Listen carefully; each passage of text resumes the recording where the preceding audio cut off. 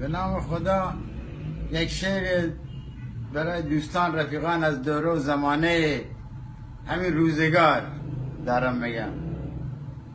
بیا تا قدر یک دیگر بدانیم که تا نهگاه یک دیگر نمانیم. بیا تا مهربانی پیشه سازیم، به مشتی زرق و بر خود را نبازیم. چه آمد بر سر اقوام و خویشان که گردید جمعشان اینطور پریشان؟ چرا فامیل اعظم جدایند؟ چرا دوستان رفیقان بی وفایند؟ چرا خواهر ز خواهر می گریزد، برادر با برادر می ستیزد؟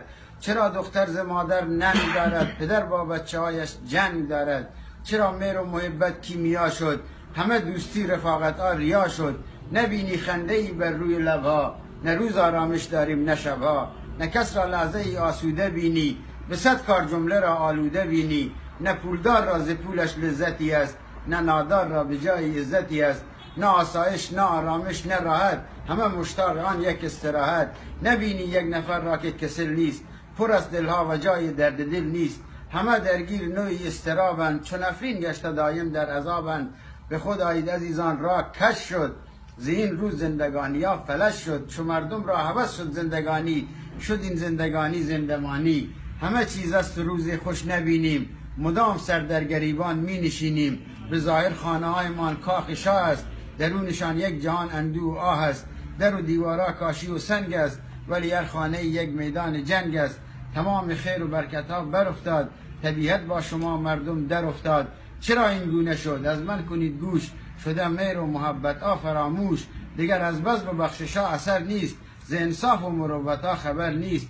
شده نایاب صفا و مهربانی، تعارف ها همه سرد و زبانی. عمو جان خاله جان دیگر نگوییم، برای مرگ هم در آرزوییم. یکی حج می رود سال 2-3 بار، کنارش خواهرش نادار و ناچار. یکی باسود پولهای نزولی، رود مکه به امید قبولی. یکی از کربلا و شام گوید، برای فخر بر اقوام گوید. یکی نازد به ماشین و به باغش، یکی باد تکبر در دماغش. یکی انگار از بینی فیل است، ز بس خودخواه و مغرور و بخیل است. یکی وقتی به ماشینش سوار است، فقط مثل بتی از زهر مار است. چنان در غبغبش باد و غرور است، که گویی از نژاد سلم و تور است.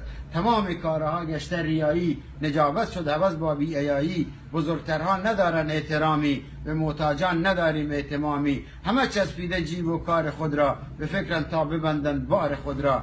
کسی را با کسی کاری نباشد، اگر باری بود یاری نباشد. فقط دنبال نفع و کار خیشن، به فکر گرمی بازار خیشن. نه در فکر حلال و نه حرامن، همه دارند ولی نعمت زوالن. برای پول درآرند چشم هم را، به هر گندی نمایند پرشکم را. ز بس حرص و طمع در سینه دارند، مدام با هم چو دشمن کینه دارند. شرف را مثل کالا می فروشند، برادرها برادر را بدوشند. هنوز بابا نمرده سردماغ است، سر میراث دعوا داغداغ است. همه در عالم دیگر بگردند، حبوس و مسخ و بی احساس و سردند. چنین مردم دیگر خیری نبینند، اگر قارون شوند بازم امینند. خلاصه دوستان دانید در چه کاریم، همگی بر خر شیطان سواریم. بیا تا راه دیگر پیش گیریم، سراغ از اصل و ذات خویش گیریم. بیا تا قدر یک دیگر بدانیم، غرور و کینه را از خود برانیم. بیا تا دست یک دیگر بگیریم، ضمانت نیست تا فردا نمیریم. احسن.